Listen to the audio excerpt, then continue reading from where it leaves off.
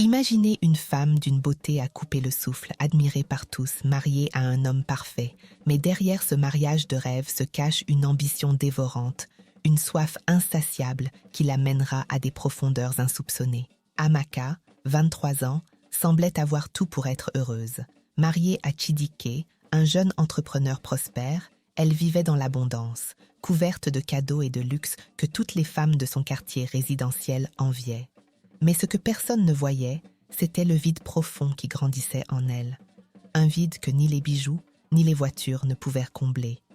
Jusqu'où Amaka ira-t-elle pour satisfaire son appétit insatiable de pouvoir et de richesse? Et quel prix devra-t-elle payer pour avoir osé défier les limites du possible? Lorsque les cadeaux ne suffisent plus, elle se tourne vers des forces occultes, et c'est là que tout bascule. Entre trahison, envoûtement et sacrifice impensable, Amaka est sur le point de découvrir que la cupidité, le mauvais choix ont toujours un prix, et ce prix, souvent bien plus élevé qu'elle ne l'imaginait. Si vous voulez savoir jusqu'où ce chemin l'amènera, restez avec nous jusqu'à la fin de cette histoire pleine de suspense et de rebondissements. Chez Afroconte, nous vous emmenons dans des récits fascinants, issus des sagesses africaines, des histoires qui vous captiveront et vous feront réfléchir. Ne manquez plus jamais nos récits. Abonnez-vous dès maintenant à la chaîne Afroconte et activez la cloche de notification pour ne rien rater des prochains épisodes. Ensemble, plongeons dans l'univers mystérieux d'Amaka et bien d'autres histoires captivantes qui vous transporteront au cœur des traditions africaines. Amaka était connue dans tout le quartier pour sa beauté. Ses yeux grands et expressifs pouvaient captiver n'importe qui, et son sourire illuminait la pièce à chaque fois qu'elle entrait.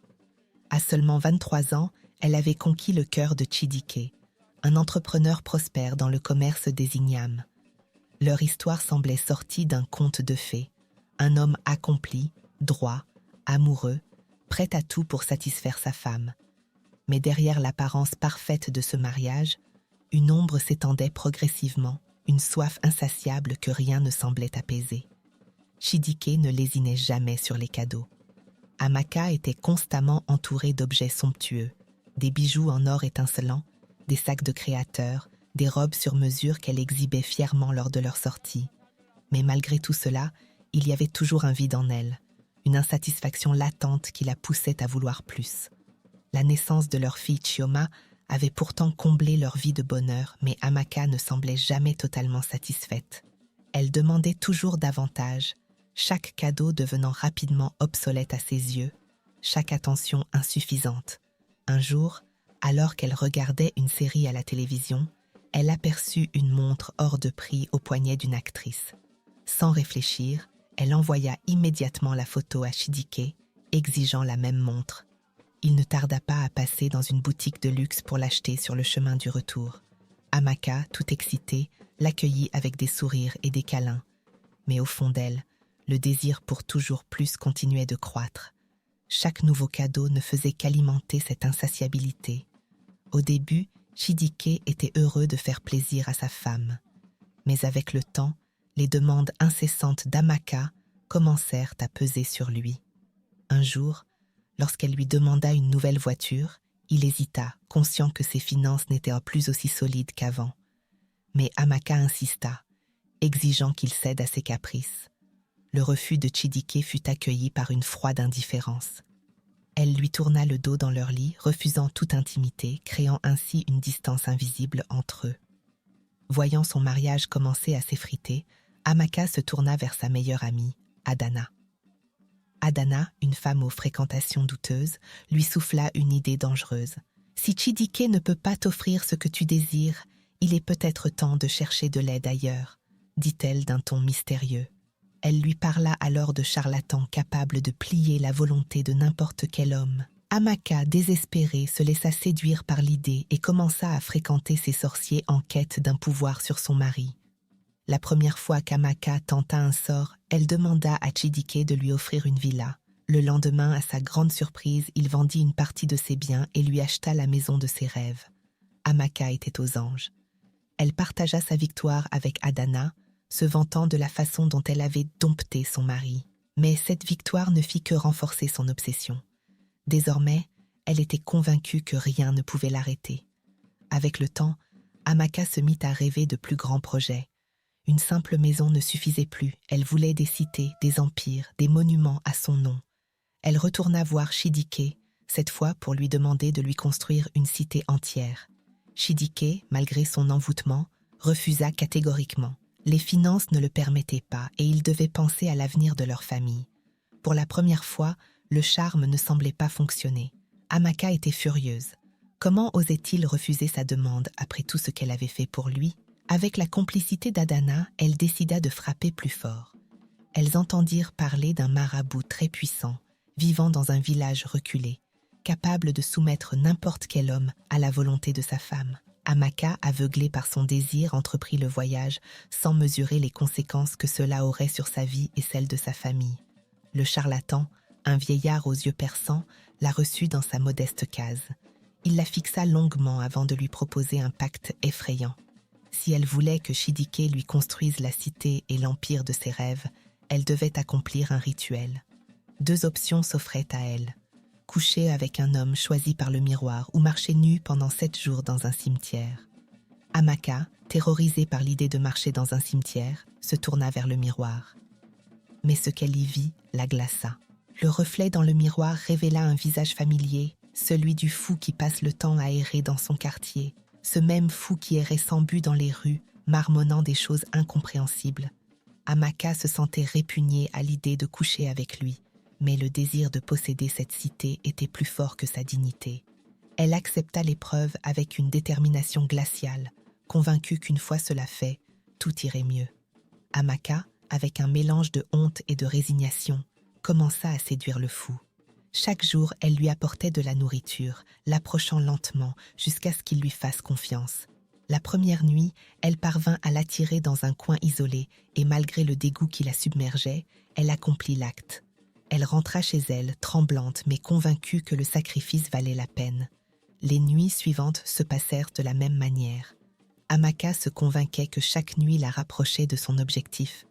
Plus elle s'enfonçait dans cet abîme, plus elle se persuadait qu'elle contrôlait son destin. Mais en réalité, elle était déjà piégée dans une spirale de désespoir. Le fou, quant à lui, ne comprenait rien de ce qui se passait, mais continuait de recevoir ses offrandes sans poser de questions. La 4e nuit arriva. Amaka se préparait pour ce dernier acte avec une confiance nouvelle. Après cette nuit, son mari construirait les cités et tout le quartier l'admirerait. Elle attendit que la nuit tombe pour rejoindre son amant. Mais cette fois, le fou n'était pas à son endroit habituel. Amaka, affolée, se mit à le chercher frénétiquement, consciente que le temps jouait contre elle. Le cœur battant, Amaka courait dans les rues de son quartier à la recherche du fou. Chaque seconde qui passait la rapprochait du point de non-retour. Si elle ne le trouvait pas avant minuit, le pacte serait annulé et elle devrait tout recommencer. La pression devenait insupportable. Le quartier, d'ordinaire paisible, semblait soudain hostile, chaque ombre un obstacle à son succès. Alors que l'horloge approchait de minuit, Amaka sentit la panique s'emparer d'elle. Elle devait trouver le fou coûte que coûte, mais à mesure que les minutes s'égrenaient, son espoir s'évanouissait. La réalité de son échec la frappait de plein fouet. Elle avait sacrifié son honneur, sa dignité, pour un rêve impossible. Et maintenant, elle risquait de tout perdre. Amaka, désespérée, continuait de chercher le fou dans tout le quartier et les quartiers voisins. Chaque coin sombre devenait une possibilité, chaque bruit la faisait sursauter. Mais le fou était introuvable.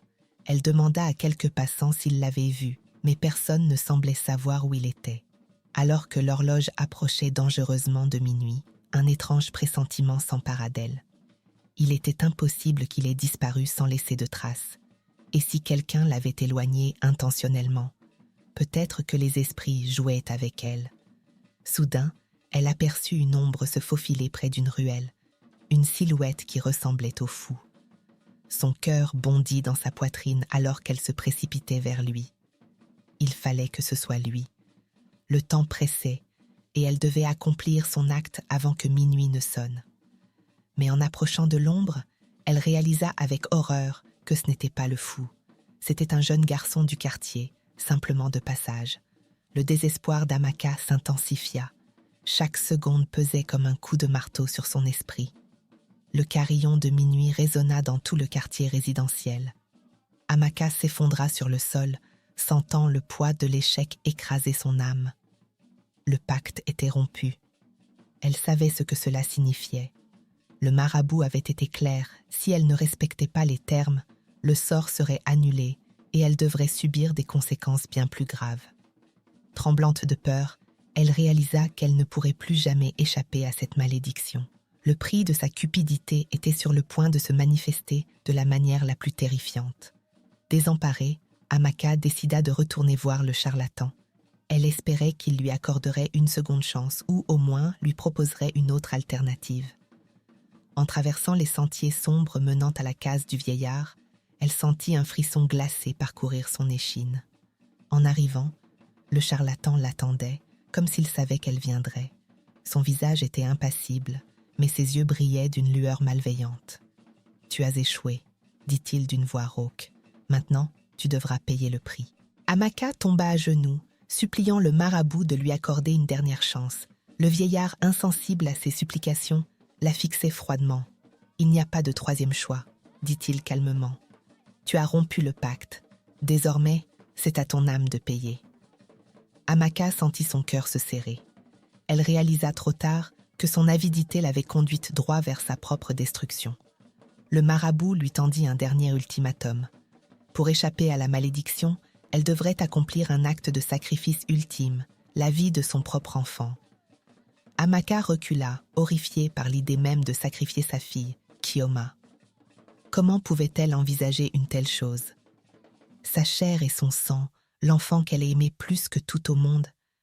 Mais l'idée de perdre tout ce qu'elle avait, tout ce pourquoi elle avait lutté, l'aveuglait. Déchirée entre son désir d'obtenir les cités et l'amour pour sa fille, elle resta silencieuse, incapable de prendre une décision. Chaque fibre de son être luttait contre cette idée, mais elle savait que le temps pressait. Le marabout l'observait, impassible. Au milieu de ce dilemme, une réalisation frappa Amaka comme un coup de tonnerre. Elle comprit que son obsession pour les richesses matérielles l'avait poussée à un point de non-retour. Elle avait sacrifié sa dignité, son mariage, et maintenant, elle était sur le point de sacrifier sa propre enfant. Un éclair de lucidité traversa son esprit. Comment avait-elle pu en arriver là? L'image de Chioma, innocente et pleine de vie, lui apparut, et pour la première fois depuis longtemps, elle sentit son cœur se serrer de remords.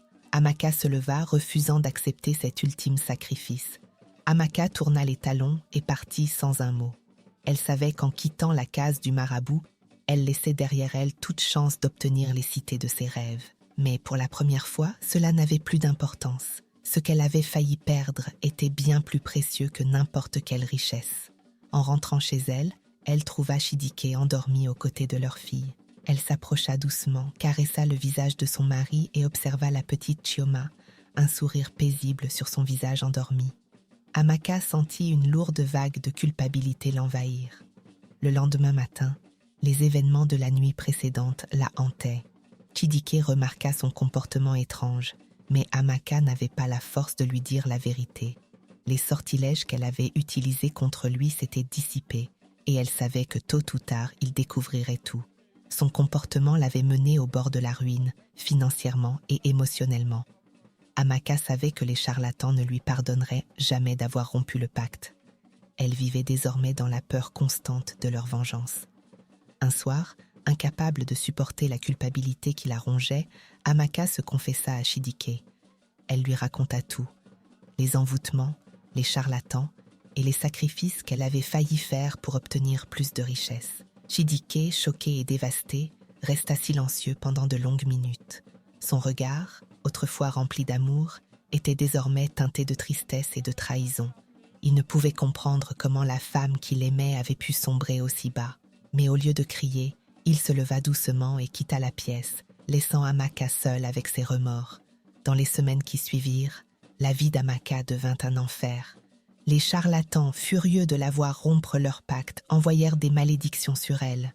Chaque nuit, elle faisait des cauchemars terrifiants, voyant des ombres l'attaquer et lui rappeler ses péchés. Ses journées étaient hantées par des incidents étranges. Des objets tombaient mystérieusement, des voix murmuraient dans ses oreilles. Elle sentait la présence du mal autour d'elle, la traquant constamment. Amaka réalisa que son propre enfer n'était pas un lieu, mais un état d'esprit. Elle vivrait avec cette terreur pour le reste de ses jours. Après l'aveu déchirant d'Amaka, les jours étaient sombres et silencieux dans leur maison. Chidike, même s'il n'avait pas quitté sa femme, vivait dans une profonde amertume. Amaka, quant à elle, se noyait dans les remords. Elle se sentait piégée par les conséquences de ses propres actions.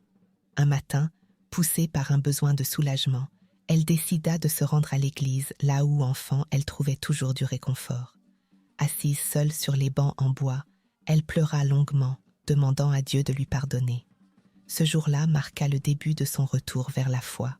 Les visites à l'église devinrent une routine pour Amaka. Chaque jour, elle se levait tôt, passait des heures en prière, demandant à Dieu de guérir son cœur et de restaurer son mariage. Elle évitait Adana, coupant tout lien avec ses anciennes fréquentations. Le prêtre de l'église, un vieil homme sage et doux, remarqua son assiduité. Un jour, après une messe, il s'approcha d'elle et lui dit doucement « Ma fille, Dieu ne rejette personne. Quelle que soit l'ampleur de tes fautes, il t'ouvrira toujours ses bras si tu te tournes vers lui avec sincérité. » Ces mots résonnèrent en elle comme un baume sur une plaie ouverte. Alors qu'elle continuait à se rendre à l'église, un changement subtil s'opéra dans la maison. Chidike, observant les efforts d'Amaka, commença à ressentir une légère transformation dans son cœur. Il remarqua qu'elle avait cessé de lui demander des choses matérielles et semblait plus calme, plus en paix. Un soir, après une journée de travail, il la trouva dans le salon, en train de prier avec leur fille Chioma à ses côtés. La scène toucha une corde sensible en lui. Il se souvint des premiers jours de leur amour, quand ils étaient jeunes et insouciants, avant que la cupidité ne corrompe leur relation. Amaka ne relâcha pas ses efforts. Elle s'immergea dans la prière, jeûnant régulièrement et demandant à Dieu non seulement de restaurer son mariage, mais aussi de purifier son âme. Chidike, bien que distant, fut attiré par cette nouvelle version de sa femme. Un dimanche matin, il décida de l'accompagner à l'église. Ce fut un moment marquant pour eux. Ensemble, ils prièrent, main dans la main, pour la première fois depuis longtemps. Après la messe, Amaka se tourna vers lui, les larmes aux yeux, et murmura « Merci ». Ce geste, bien que simple, marqua le début d'une nouvelle ère dans leur relation. Cependant, tout n'était pas encore gagné. Amaka savait que pour que leur mariage soit véritablement restauré, Chidike devait lui pardonner. Mais le pardon n'est pas un processus facile. Un soir, alors qu'ils étaient assis à table, Chidike brisa le silence qui pesait sur leur relation depuis des mois. « Je veux te pardonner, Amaka, mais je ne sais pas comment, » dit-il, la voix pleine d'émotion. Amaka, reconnaissant la douleur qu'elle lui avait causée, répondit doucement « Je ne mérite peut-être pas ton pardon, mais je t'aime et je ferai tout pour regagner ta confiance. » Ce fut un moment de vulnérabilité partagée, une première étape vers la guérison. Pendant cette période de rédemption, Amaka fit un rêve puissant. Elle se trouvait devant une porte dorée, derrière laquelle se trouvait une lumière éclatante. Une voix douce et bienveillante, qu'elle reconnut comme celle de Dieu, lui dit « Ma fille, tu es pardonnée. Maintenant, apprends à pardonner à toi-même. » Amaka se réveilla en larmes, ressentant pour la première fois depuis longtemps un profond sentiment de paix. Elle comprit que si Dieu, dans sa miséricorde infinie, lui avait pardonné, il était temps pour elle de se libérer de son fardeau de culpabilité. Peu à peu, la tension dans leur foyer s'estompa. Chidike, touché par la transformation d'Amaka, commença à voir en elle la femme dont il était tombé amoureux. Ils recommencèrent à passer du temps ensemble, à discuter de leurs projets et de leurs rêves. Amaka, quant à elle, était déterminée à ne plus retomber dans les erreurs du passé. Elle chercha des moyens de contribuer à leur foyer, non plus par des exigences matérielles, mais par son amour, son soutien et sa foi renouvelée. Leur mariage, autrefois brisé, se reconstruisait lentement sur des bases plus solides, forgées par la foi et le pardon. Un jour, alors qu'ils étaient tous les deux à l'église, le prêtre parla du pouvoir de la foi et de la miséricorde divine.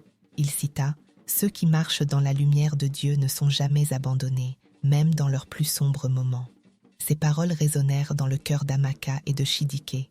Ce jour-là, ils prirent une décision. Ils reconstruiraient leur vie ensemble, non plus sur des fondations matérielles, mais sur la foi, la famille et l'amour. Ils prièrent ensemble, remerciant Dieu pour la seconde chance qu'il leur avait donnée. Amaka et Chidike, plus forts que jamais, décidèrent de tourner définitivement la page de leur passé. Ils renouvelèrent leurs vœux en privé, dans leur maison, avec Chioma à leur côté. Ce geste symbolique marqua le début d'une nouvelle ère pour eux. Ils étaient conscients que le chemin ne serait pas sans défis, mais ils étaient désormais armés d'une foi inébranlable et d'un amour purifié par le pardon et la rédemption. Leur maison, autrefois un lieu de conflit et de malentendus, devint un sanctuaire de paix et d'harmonie.